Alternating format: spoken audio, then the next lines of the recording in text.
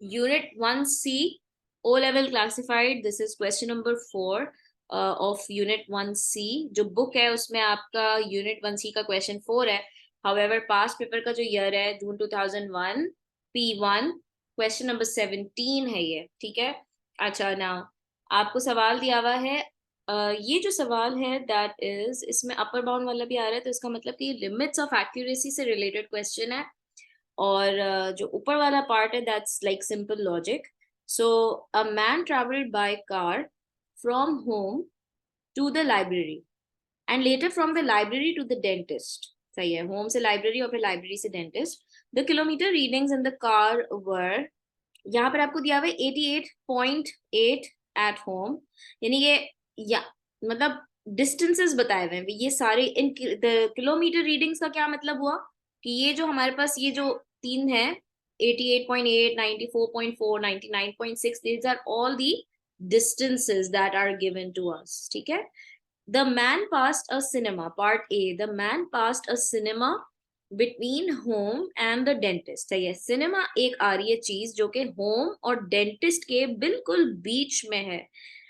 At the cinema, the man had traveled half the distance. सही है, cinema जब पहुंचा वो होम से निकला, होम से निकल के जब वो सिनेमा पहुंचा तो उसका जो डिस्टेंस था वो एग्जैक्टली हाफ था होम और डेंटिस्ट के बीच में. लाइक मैं इसको इसको अगर मैं ड्रॉ करूं, ठीक है, मेरी ड्राइंग को जज नहीं करना लेकिन बिल्कुल भी, मैं जस्ट ऐसे ही ड्रॉ कर रही हूँ रफली.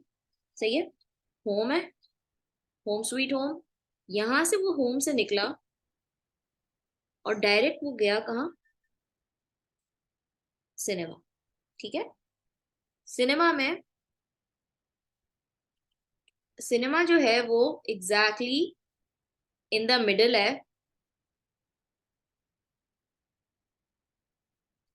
ठीक है, और ये फाइनली वो डेंटिस्ट के पास आ जाएगा. ठीक है.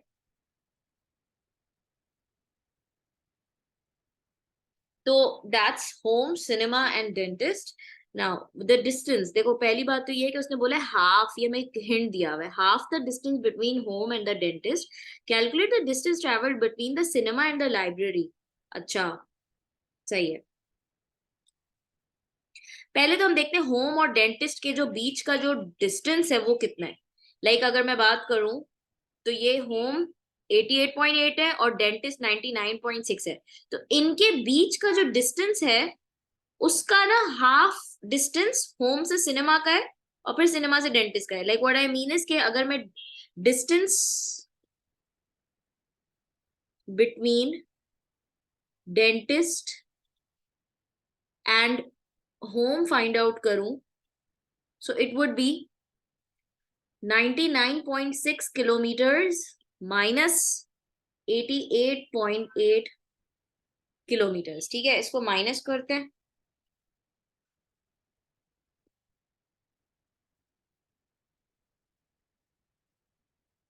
ये हो जाएगा 10.8 किलोमीटर. यानी कि यहां से लेके, होम से लेके पूरा यहाँ एंड तक डेंटिस्ट तक का जो पूरा डिस्टेंस है दैट्स 10.8 किलोमीटर्स. सो अगर ये पूरा 10.8 है तो यहां से लेके यहां तक, होम से लेके सिनेमा तक इसका हाफ है.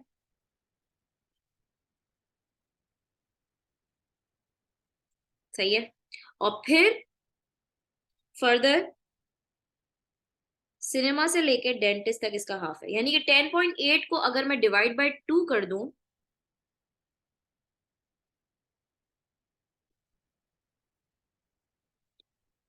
तो ये जो 5.4 किलोमीटर्स आएगा that is the distance between home and cinema. That's 5.4 kilometres and cinema से लेके डेंटिस्ट तक 5.4 किलोमीटर. सही है, यहां तक तो बात क्लियर हो गई. इसके बाद क्या बोला हुआ है कि आपको डिस्टेंस ट्रैवल निकालना है सिनेमा से लेके लाइब्रेरी तक का.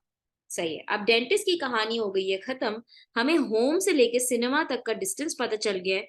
और अगर मैं होम से लेके लाइब्रेरी तक की बात करूं, होम से लेके लाइब्रेरी तक का जो डिस्टेंस है, इन दोनों के बीच का जो डिस्टेंस है, पहले हम वो निकालते हैं। सो होम टू लाइब्रेरी का डिस्टेंस अगर मैं निकालूं, distance between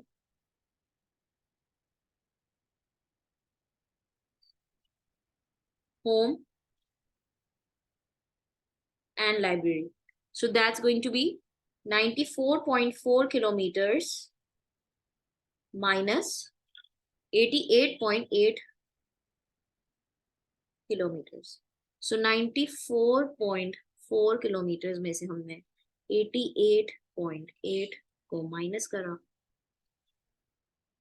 So that's 14 minus 8, 6, 5.6. ठीक है, 5.6 किलोमीटर. अब इसकी भी एक जैसे ऐसी ना रफली डायग्राम ड्रॉ कर लेते हैं ताकि आपको क्लियर समझ आ जाए. आप होम से लेके, ठीक है, आप होम से लेके जब सिनेमा जा रहे थे और फिर सिनेमा से आप गए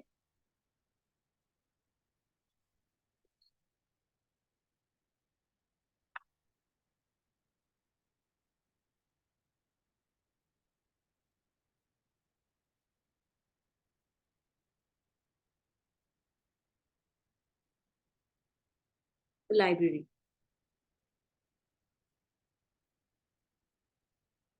ठीक है, सो बुक्स. अब होम से लेके सिनेमा तक का डिस्टेंस हमने निकाल लिया था 5.4, और होम से लेके लाइब्रेरी तक का डिस्टेंस है 5.6. ठीक है, होम से लेके सिनेमा तक का डिस्टेंस है 5.4 किलोमीटर्स और होम से लेके लाइब्रेरी तक का डिस्टेंस है 5.6 किलोमीटर्स. आपको बोला हुआ है कि डिस्टेंस फाइंड आउट करो between the cinema and library. तो सिनेमा और लाइब्रेरी के बीच में कितना डिस्टेंस होगा? हम 5.6 में से 5.4 माइनस कर देंगे, सो दैट्स 0.2 किलोमीटर्स. हमारा जो आंसर होगा सिनेमा टू लाइब्रेरी का, that's 5.6 minus 5.4. So distance between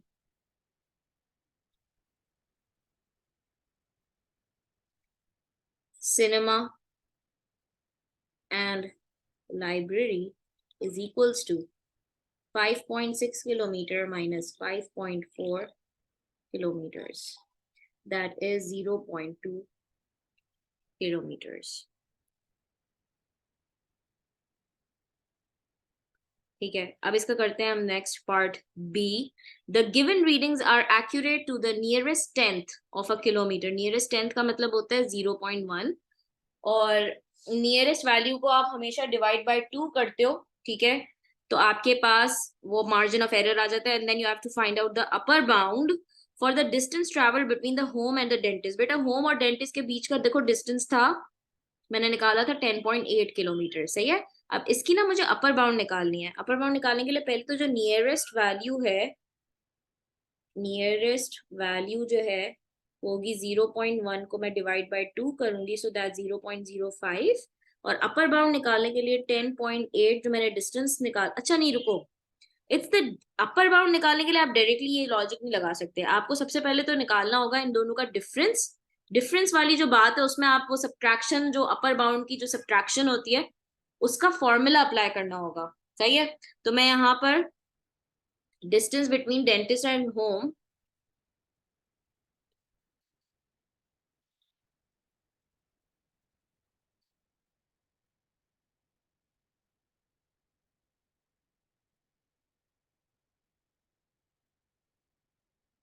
वो क्या है हमारे पास 99.6 में से हम 88.8, देखो हम यू करते हैं ना, लेकिन अपर बाउंड का फॉर्मूला होता है upper bound minus lower bound. ठीक है, तो मुझे इसकी अपर बाउंड निकालनी होगी और इसकी लोअर बाउंड निकालनी होगी, और जो इन दोनों का आंसर आएगा उसको मुझे आपस में माइनस करना होगा. सो 99.6 की अगर मैं अपर बाउंड निकालूं तो उसमें मैं 0.05 को ऐड करूंगी, सो दैट्स 99.65 किलोमीटर. बेटा ये अपर बाउंड आ जाएगी. ठीक है, और लोअर बाउंड क्या आएगी 88.8 में से अगर मैं 0.05 को माइनस कर दूं, सो दैट्स 88 0.8 माइनस 0.05, 88.75 है ना। अच्छा ये पता है ना, मेंटली आप कर सकते हो, ये 8 है, आप इसको 8 यहाँ पर 1 डेसिमल प्लेस है, यहाँ 2 डेसिमल प्लेस है, दोनों साइड पर 2 डेसिमल प्लेसेस बना लो। जैसे सपोज मैंने आपको 8080 कर दिया, ठीक है ना। अब इस 80 में से अगर आप 5 को माइनस करोगे तो दैट 75। इसी तरह ऊपर जब मैंने ऐड किया था ना, वो कैसे किया था, देखो इस तरफ 1 डेसिमल प्लेस है, इस तरफ 2 डेसिमल, मेंटली बता रही हूँ, मेंटली कैसे किया था। ये 6 है, ये 05 है, यहाँ पर 1 डेसिमल प्लेस है, यहाँ 2 डेसिमल प्लेस है, तो दोनों को 2 डेसिमल प्लेसेस कैसे बनाया, मैंने यहाँ पर 0 ऐड कर दिया, ये बन गया 6060। 60 में से आपने ये 5 को माइनस करा, सो दैट सॉरी प्लस किया, सो दैट 65। ठीक है, बाकी तो चीज पहले वाली सेम ही रहेगी। सो ये आपकी पास आ गई यहाँ पर, क्या आ गई, ये लोअर बाउंड। अब आपने इसको फाइंड आउट करने के लिए आपने यहाँ पर लगा दिया 99.65 माइनस 88.75। अब आप इसको मेंटली नहीं कर सकते, क्यों, क्योंकि वो फिर आपका थोड़ी कैरी वाला इशू आएगा। So better option is to make the sum. ठीक है,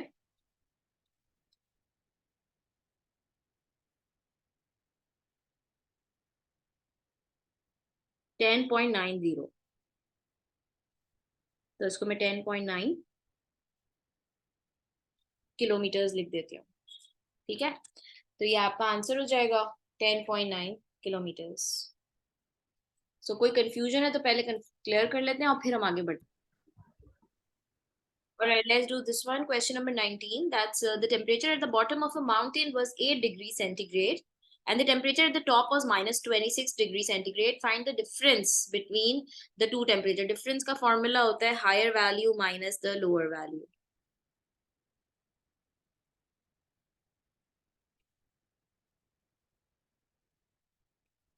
कलर अच्छा है ये पिंक कलर, चेंज करती हूँ ना थोड़ा, पिंक कलर से पर्पल यूज करती हूँ। Higher value minus lower value. अब यहाँ पर आपको बोला हुआ है that you have the higher value is 8 and the lower value is minus 26 Celsius हटा देते हैं, तो ये हो जाएगा 8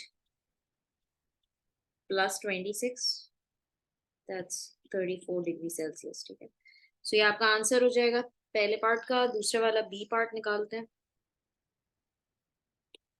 mean of the two temperatures, mean of the two temperature मतलब ये है कि आपको टोटल उनका ऊपर का टोटल करना पड़ेगा। टोटल करने के बाद जो डिवाइड बाय 2 है उसको हम डिवाइड, लाइक जितने टोटल नंबर्स हैं, हमारे पास दो नंबर है ना, the mean of the two temperatures, तो जो दो नंबर है वो डिनोमिनेटर में आएगा और इन दोनों का जो टोटल है, जो दोनों टेम्परेचर्स का टोटल है वो आपका ऊपर की तरफ आएगा। अब इन दोनों का अगर मैं टोटल निकाल रही हूँ, इन दोनों का अगर मैं टोटल निकाल रही हूँ तो उस टोटल का कोई फॉर्मूला नहीं होता, चाहिए ना, जैसे डिफरेंस का फॉर्मूला होता है ना higher value minus lower value, इस तरह टोटल का मत वो कुछ नहीं होता है। चाहे आप ऐसे लिखो x plus 2x, answer 3x ही आएगा, या फिर आप 2x प्लस x लिखो, answer would be same, that's 3x। सही है, तो इसी तरह से अगर आपको 8 टोटल करना है तो आप टोटल कर रहे हो तो it would B 8 plus minus 26। सही है ना। अब टोटल करने के लिए आंसर आ रहा है आपका नेगेटिव के अंदर, ठीक है, नेगेटिव, और ये डिवाइड बाय 2 है। सो आप जब 8 माइनस करेंगे that is minus 18 divide by 2, that's minus 9 degree Celsius. So that's your mean. ठीक है, माइनस 9 आपका मीन आ जाएगा। सवाल आता है मिस क्या मीन नेगेटिव हो सकता है, बिल्कुल मीन नेगेटिव हो सकता है। ठीक है, नेगेटिव वैल्यू भी आ सकती है मीन की। ओके, आगे बढ़ते हैं। Question number 20. In a race, an athlete runs 1600 meter at an average speed of 6 meter per second. The distance is given correct to the nearest. Again, limits of accuracy का question है। Distance आपको दिया हुआ है, जो 1600 metre है वो distance आपको दिया हुआ है नियरेस्ट 100 मीटर, और ये जो स्पीड दी हुई है वो आपको correct to the nearest metre per second, correct to the nearest metre per second, metre per second nearest unit हो गया। सही है, चलो सही है। देखो अगर मैं डिस्टेंस की बात करूं,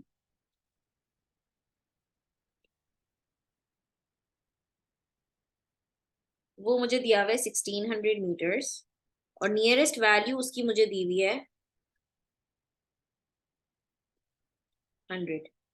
तो जब मैं 100 डिवाइड बाय 2 करूंगी सो दैट्स 50। ठीक है। अब मुझे अगर डिस्टेंस का मैं आपसे कहूँ कि अगर लेट्स से मुझे अपर बाउंड निकालना है और लोअर बाउंड निकालना है, तो आपने 1600 में +50 किया तो 1650 मीटर इसकी अपर बाउंड आएगी, और लोअर बाउंड जब आप 50 माइनस करोगे सो दैट्स 1550 मीटर्स। आपको यहाँ पर निकालनी complete the two statements in the answer space. अगर डिस्टेंस यहाँ पे एक काइंड ऑफ अ रेंज आपको दी हुई है, ठीक है, आपको एक रेंज जो है वो दी हुई है जो आपको यहाँ पर फिल अप करना है इन ब्लैंक में। तो जब भी इस तरह की रेंज दी हुई होती है, यहाँ आपकी आती है लोअर बाउंड और यहाँ आती है आपकी अपर बाउंड, ठीक है। लोअर बाउंड यहाँ आ जाती है और यहाँ आपकी अपर बाउंड आ जाती है, और इसी तरह नीचे स्पीड में भी यहाँ लोअर बाउंड यहाँ अपर बाउंड। तो अगर मैं बात करूँ डिस्टेंस की, तो डिस्टेंस की लोअर बाउंड यहाँ पर मेरे पास आ जाएगी 1550, और यहाँ अपर बाउंड आ जाएगी इसकी 1650, सही है। और अगर हम स्पीड का भी इसी तरह से कैलकुलेट कर रहे हैं, तो स्पीड दी हुई है 6 मीटर पर सेकेंड, और इसकी जो नियरेस्ट वैल्यू है दैट्स मीटर पर सेकेंड, जिसको हम कहते हैं 1/2। नियरेस्ट यूनिट का हमेशा मतलब होता है 1/2 करेंगे, सो दैट 0.5, ठीक है। 0.5 को ऐड करेंगे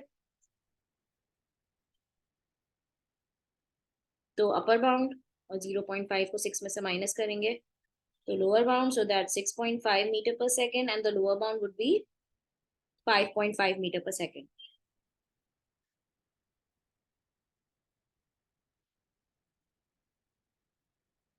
ठीक है, so ये आपका आंसर हो जाएगा। Part B, calculate the greatest possible time the race could have taken. ठीक है, ग्रेटेस्ट पॉसिबल टाइम निकालना है, सही है। स्पीड और डिस्टेंस दिया हुआ है और टाइम निकालना है। स्पीड का फॉर्मूला होता है डिस्टेंस ओवर टाइम, और जब आप स्वैप करोगे so that's time equal to distance upon speed. अब ये हो गई है डिवीजन, और डिवीजन ग्रेटेस्ट का मतलब है आपको अपर बाउंड निकालनी है, ठीक है। ग्रेटेस्ट में मतलब आपको टाइम की अपर बाउंड निकालनी है। तो जब आप टाइम की अपर बाउंड की बात कर रहे हो तो इसका फॉर्मूला होता है, अपर बाउंड का फॉर्मूला डिवीजन का होता है upper bound over lower bound. यानी कि डिस्टेंस का अपर बाउंड प्लग इन करो, स्पीड का लोअर बाउंड प्लग इन करो, डिवाइड करो तो टाइम आंसर आ जाएगा। तो डिस्टेंस का अपर बाउंड हमने निकाला था 1650, और लोअर बाउंड हमने स्पीड की निकाली थी 5.5, ठीक है। इसको सिंप्लीफाई करो, सिंप्लीफाई करने के लिए डेसिमल रिमूव कर रही हूँ। डेसिमल रिमूव करने के बाद यहाँ पर एक जीरो ऐड कर रहे हैं, so that 16,500 divide by 55, cancel of by the table of 5 करते हैं, ठीक है। 5 11 jar, 5 3 jar 15, 5 3 jar 15, 3300 divide by 11 हो जाएगा, सही है। और उसको जब मैं डिवाइड बाय 11 करूंगी, सो दैट्स 11 1 11, हाँ सही है, 300 आ जाएगा। तो time 300 seconds is the final answer.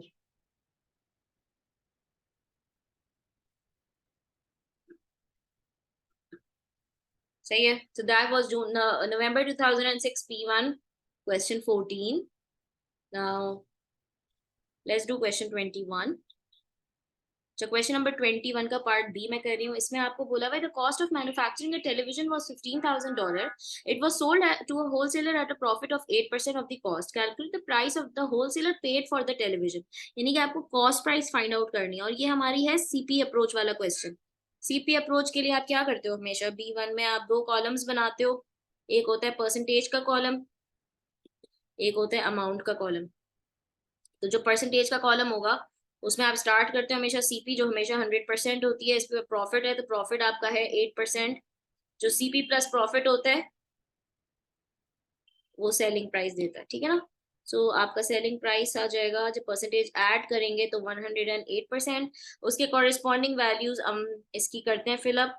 Cost price find करना है तो एक्स, सेलिंग प्राइस है, अच्छा सॉरी सॉरी सॉरी सॉरी, यहाँ पर बोला है the cost of manufacturing a television was 15,000 and it was sold, तो calculate the price the wholesaler paid.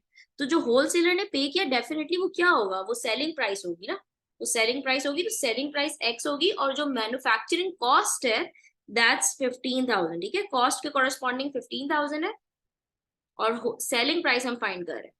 Now cross multiply, ये P2 का क्वेश्चन है, सो आप कैलकुलेटर यूज कर सकते हो, that's 100x equal to 15,000 into 108, और x को सब्जेक्ट बनाओ, आंसर निकाल लो।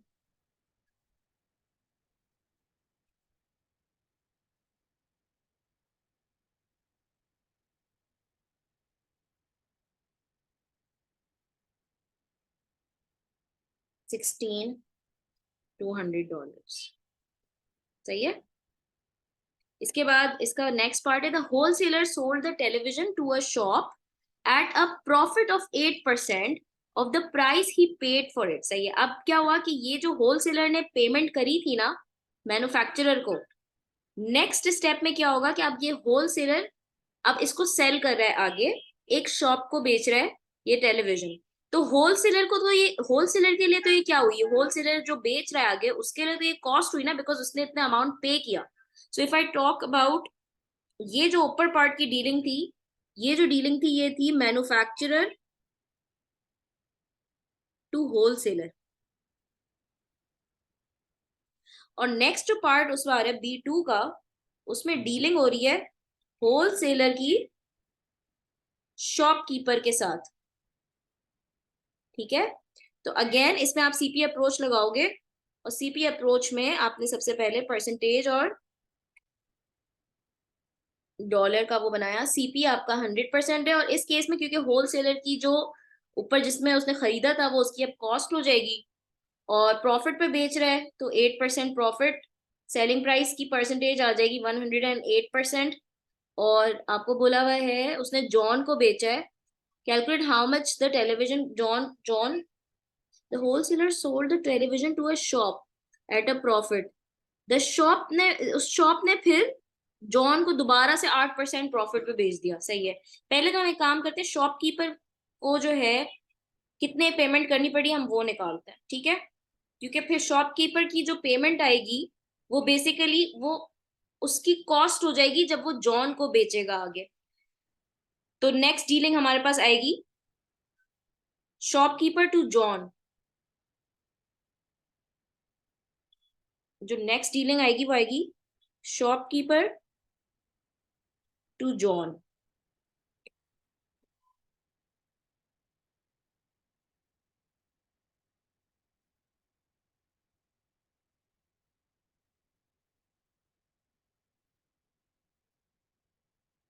सही है। तो ये आपके पास, पहले तो हम ये वाली वर्किंग कर लेते हैं, इसमें एक्स की वैल्यू क्या आ रही है चेक करते हैं। So that's 16,200 into 108, and then we are going to divide it by 100.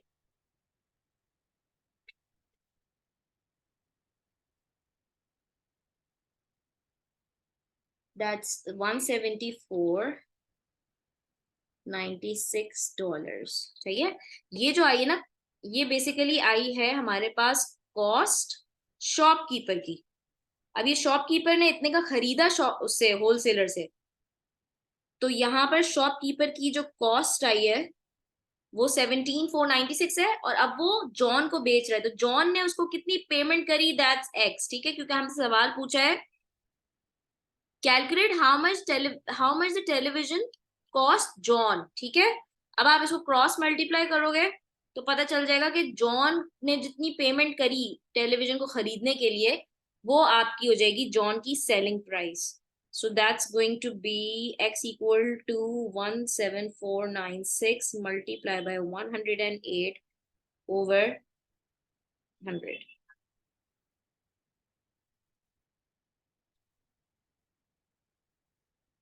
So that's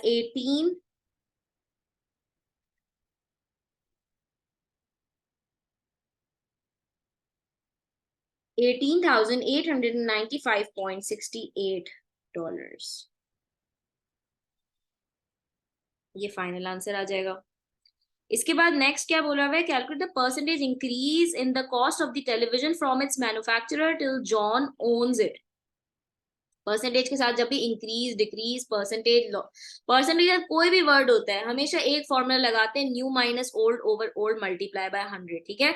new minus old over old multiply by 100 लगाते हैं। न्यू माइनस ओल्ड क्या होगा, in the cost of the television from its manufacturer till John owns it. Manufacturer की जो cost है 15,000, वो हो जाएगी ओल्ड कॉस्ट और जो न्यू कॉस्ट होगी वो वाली होगी जो जॉन जॉन जो पे कर रहा है, जो हमने फाइंड की है।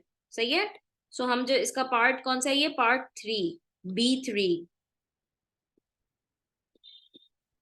परसेंटेज इंक्रीज निकाल रहे हैं। Formula is new minus old over old multiply by 100. New cost is John's cost, which is 18,895.68 minus old is 15,000. Percentage increase हमेशा पॉजिटिव आता है, याद रखना, और परसेंटेज डिक्रीज हमेशा नेगेटिव आता है। ठीक है, तो इस आंसर को निकाल लो और मुझे बताओ ये आंसर क्या आ रहा है, इसका आंसर क्या आएगा। तो आंसर 25.9712 आ रहा है और इसको राउंड ऑफ करेंगे। इसको 1 डेसिमल प्लेस तक अगर मैं राउंड ऑफ करूं तो ये +1 हो जाएगा। सो 20, ये हो जाएगा 10 और ये +1, 26.0% आंसर आ जाएगा टू 3 सिग्निफिकेंट फिगर्स। और इसका जो लास्ट पार्ट है, that's the shop sold a home entertainment system to Leslie for $46,480. The shop made a profit of 12% on the price it paid for the system. Calculate how much the shop paid for the system. सही है भाई। देखो, shop ने जो है वो home entertainment system Leslie को बेचा $46,480 का, और उसपे उस शॉप ने बेचा मतलब क्या होगा, सेलिंग प्राइस होगा या कॉस्ट प्राइस होगा, मुझे बताओ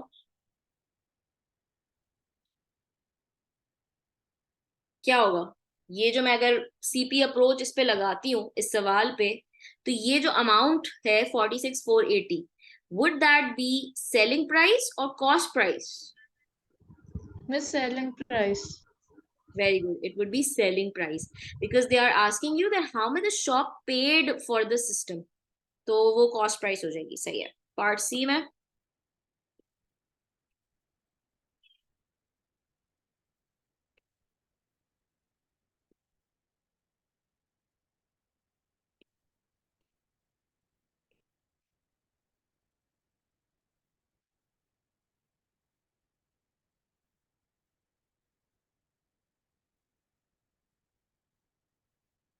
ठीक है, अब क्रॉस मल्टीप्लाई कर लेंगे तो इसका आंसर आ जाएगा 41,500 आ रहा है इसका आंसर। आगे बढ़ते हैं, नेक्स्ट सवाल करते हैं। The rate of exchange, exchange rate का क्वेश्चन है और सिंपल इंटरेस्ट पार्ट बी में। Rate of exchange between dollar and euro was